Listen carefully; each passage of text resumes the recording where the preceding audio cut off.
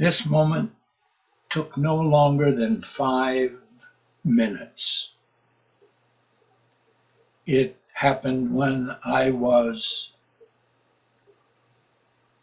as I said, in the military, and ages 17 to 19. That was my span in the military. And think, if you will, now maybe it's close for some of you, what it's like when you were 17.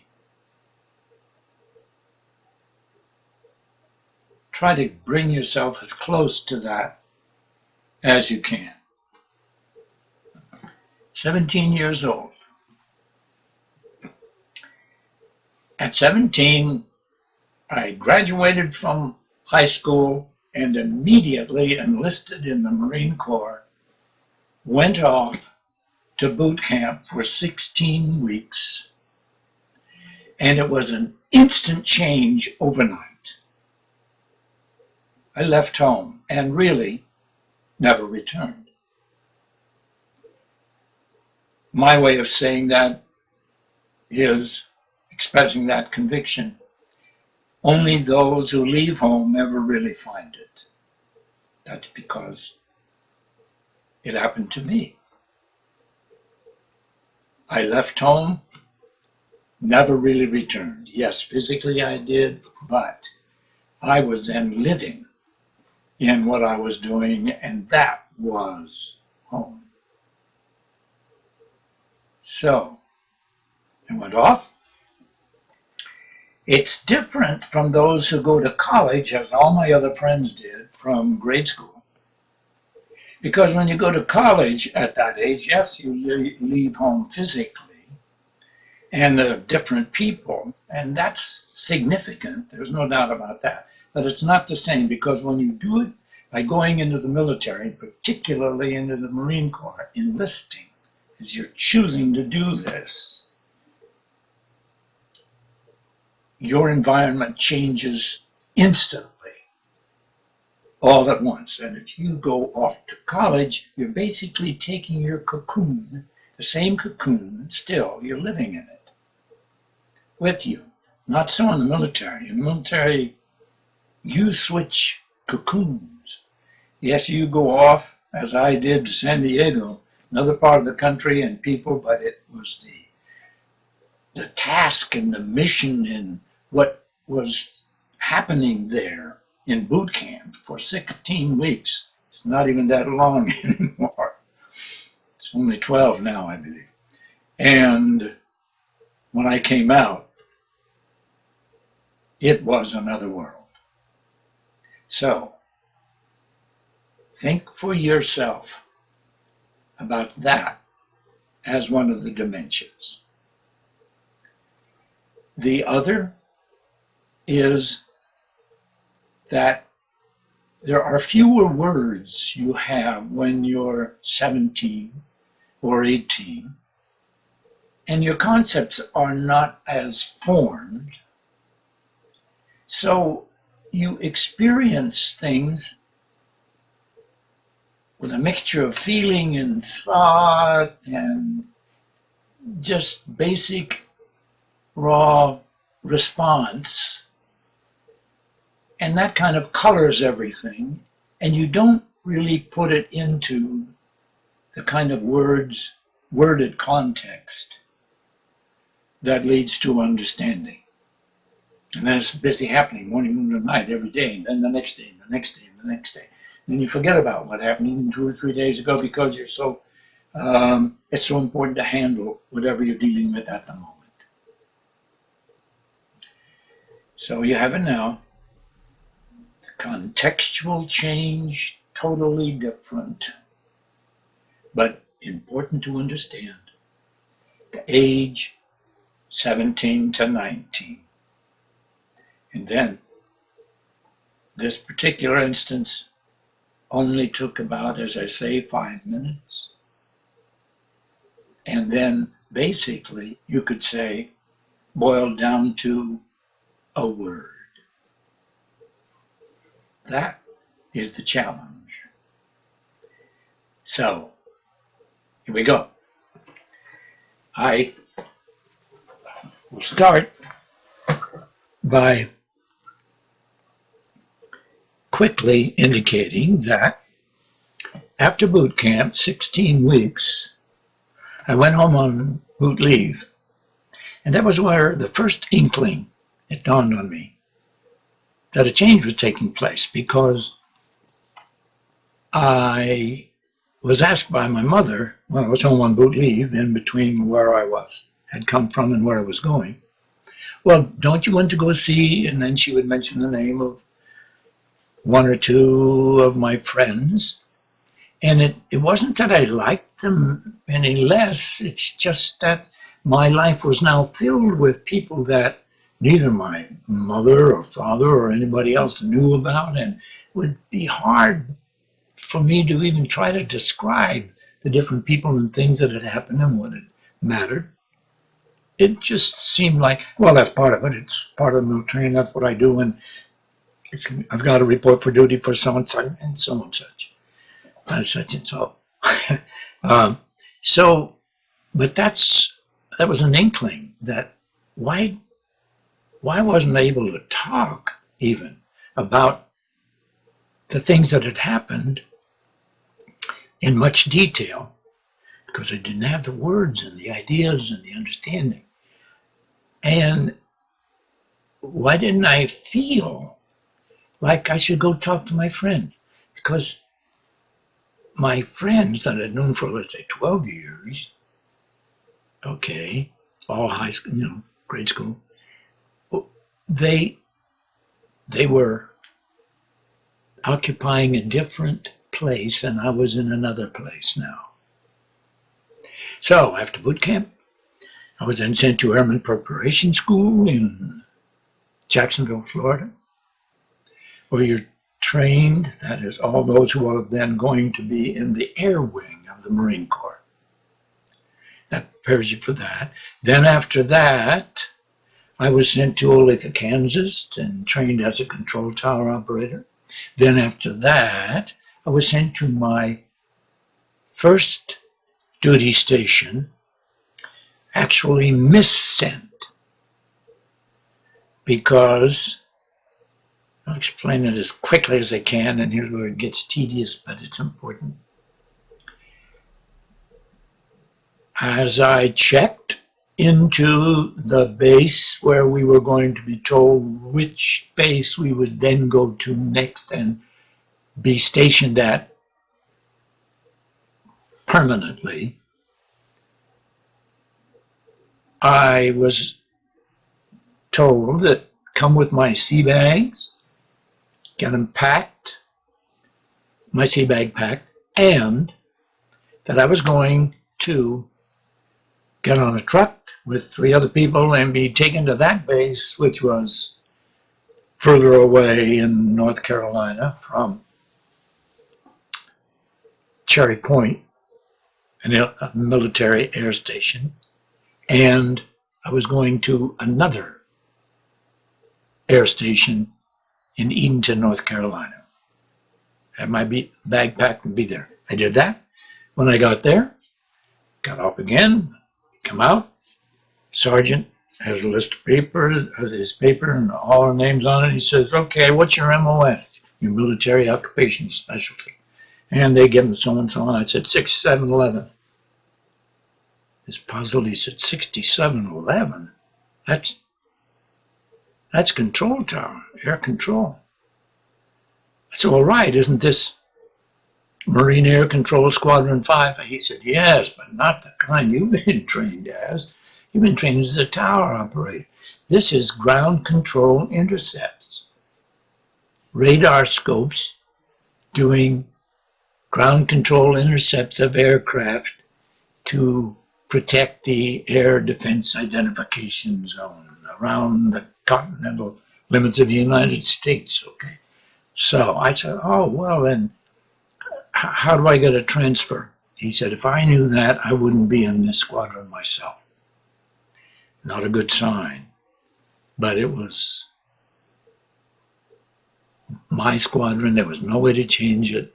I was missent, an acute disappointment to do different kinds of things, but I wouldn't trade for the world what I got from that mistake. I even got to go to Puerto Rico because for 3 months our squadron was sent down there on the easternmost point of the island and in quarters built for the British officers in World War II, and really overlooking the Caribbean, the scenic. It was wonderful. It was physically when my body felt most harmoniously united with the elements, the wind, the waves, the sun, the sea, and it was rich, wonderful. And I was part of being missent. If I'd been a tower operator working in some tower, I probably never had gotten to do that. So while I was down there, I told you how tedious this was, but here's the point. I never really drank. Not just down there, I never have. I don't drink. Nothing against it.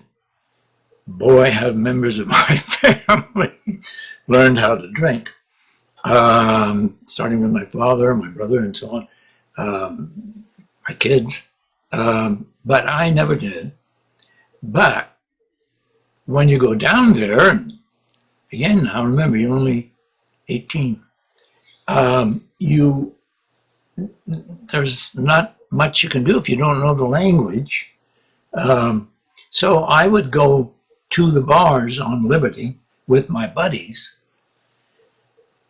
and get Spanish lessons. Okay, some people who would, natives who would come and help us learn the language if you could find them. And I found a great one, Shaman. And so he would give you my lessons. And one day, he was giving me my lesson in the booth where we were sitting. I was having a Coke. And pretty soon I noticed him starting to look like this at the edge of the table. And I thought, I know what's going to happen. Probably. It's my buddy, one of my two buddies, has come up. And so anyway, I said, come on, come on. He was still looking. Then I heard, hey, rule. I knew. I didn't answer. I said, come on, Herman, next. He goes, hey, rule. Rule. Look at me.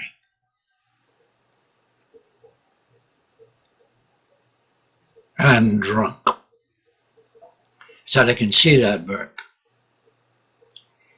He said, well, I want you to listen to what I'm going to say, because I never say it if I'm sober. You know how I'm always mocking you and making fun of your religion? I said, yeah. He says, I do that to see if I can bring you down. Don't ever let me win, or I'll lose. With that, he turned and walked away.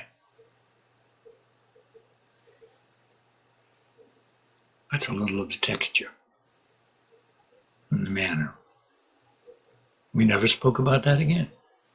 But Burke became my best buddy. I didn't know that was happening. Well, I was in for 2 years, the whole time. And Burke was not the biggest one in our squadron in North Carolina, but certainly one of the strongest. And he and my other buddy would love fighting. Now remember, we're dealing with 18-year-olds. Don't be too quick to condemn them. And they liked to fight for fun. And matter of fact, so much that when they would go in on liberty, they'd want to have a fight with people that they might find from another unit or even, civilians. And one night they couldn't find any, so they had quite a few drinks. They were very disappointed and it was going to be a bum liberty as far as they were concerned. So they fought each other hard. And I could see the signs of it the next day. So that's a little more of the setting, the context. But Burke became my buddy. Now, to the moment. Towards the end of our whole tour of duty in that unit, which was a little over a year, I approached when I was going to be released from active duty and go on, and I had decided I was going to college, University of Florida. So I was packing my sea bag in my cubicle, and please look at the barracks. That's a standard barracks. That's the same floor plan and building plan of our barracks. That's not the actual barracks because it doesn't exist anymore, although I have a brick from it that I went through on a nostalgic visit after the base was decommissioned. And I got a brick from that barrack, and that was about all I could find to bring with me. It's up on the top of the bookshelf. And look at the cubicle, the racks, because this whole conversation happened in my cubicle, in the racks, upper lower, 2 sets of bunks. That's it. And I was packing my sea bag. You can even see a little sea bag there. That's the feel, the flavor. And Burke was standing on the other side of where I was. I was packing my sea bag, and he was on the other side with his arms on the bunk, just like this.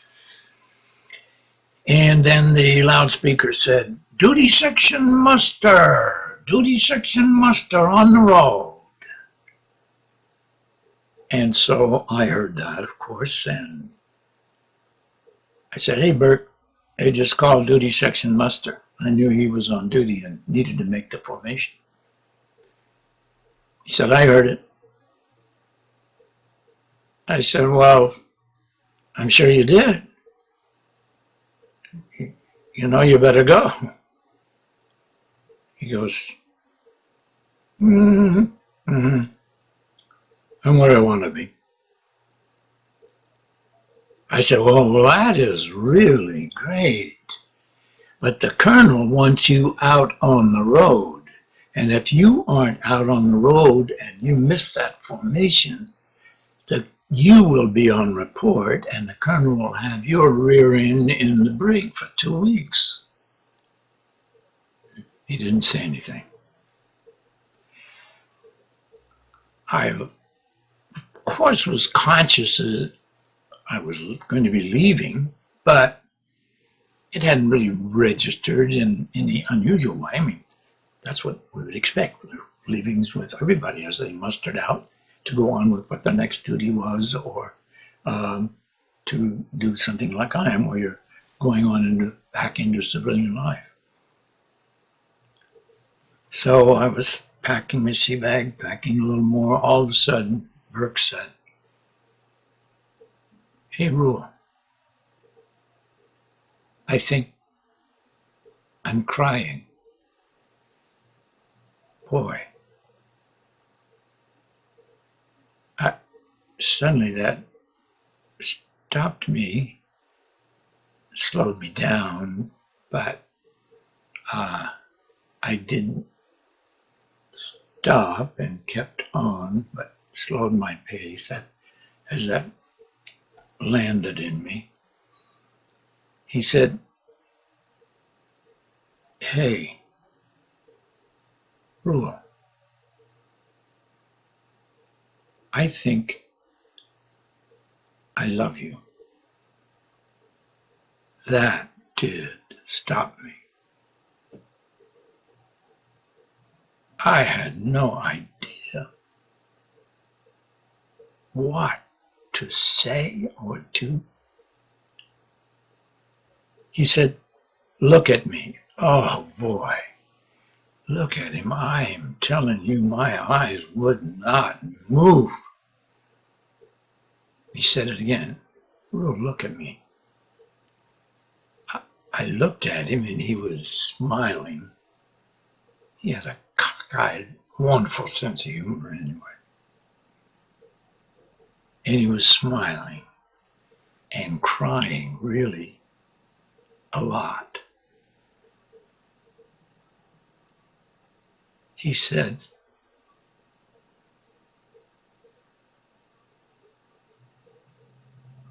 "You know, when you leave here, I don't know if I'll ever see you again."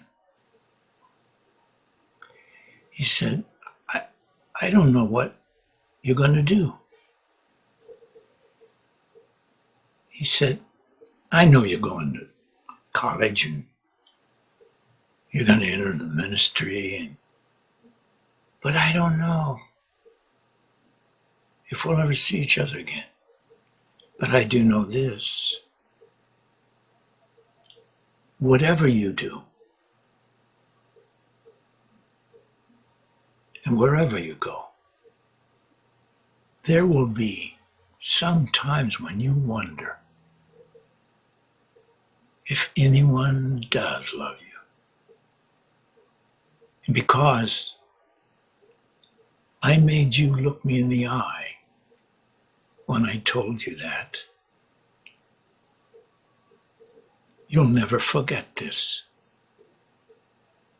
So when it happens, draw on it and know that wherever I am, that is real in the world, in me, for you, and draw on it and make it yours." With that, he turned and went out to formation. I never saw him again in my life. I have no idea whatever happened to John D. Burke. I would not have been able to describe that. I wasn't. It must have been months before I ever tried to say that to one or two people that really knew me. But it stayed in me. And isn't it strange how the meaning of words that we already know, especially important words like love, they don't just stay fixed and set. They are defined by events that we come to know. And you don't have to have the words to know the meaning of the events. You have the sense of what to do, and you respond, either if you shut it off and shut it out, shut down, or you do something to activate a purpose, make a statement, whatever, you're doing that when you experience, and particularly in a moment. I had never seen Burke like this, and certainly never expected him to say what he did, all of which was new. But I know that that word stood out with a new meaning that I could feel head to toe.